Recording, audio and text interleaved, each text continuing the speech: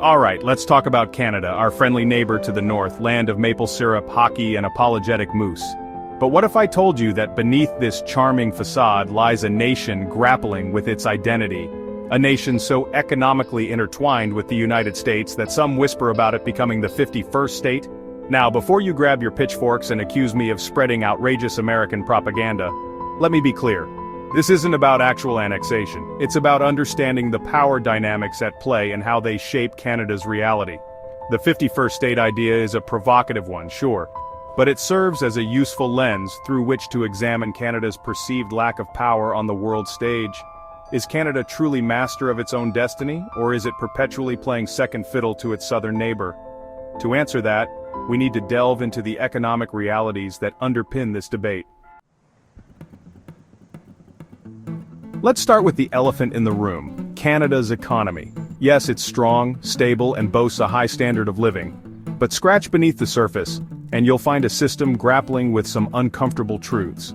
For one, key sectors like telecoms, airlines, and even groceries are dominated by a handful of companies.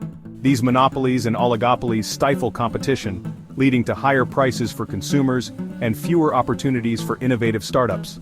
Canadians pay some of the highest cell phone bills in the world, not exactly a badge of honor. This lack of competition extends to the business world too.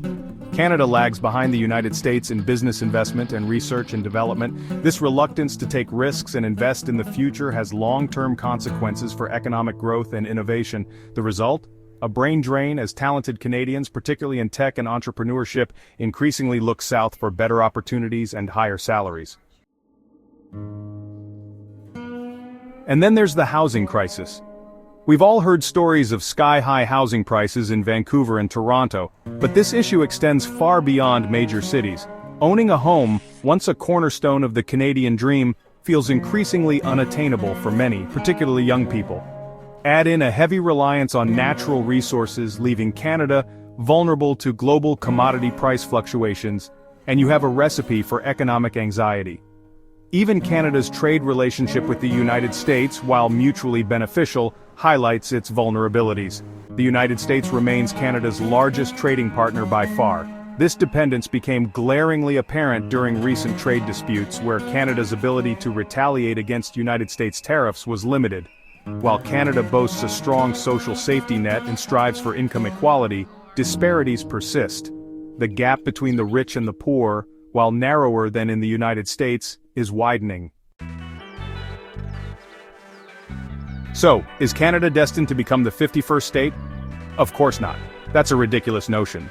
Canada is a proud and independent nation. But the 51st state debate, however hyperbolic, forces us to confront some uncomfortable questions.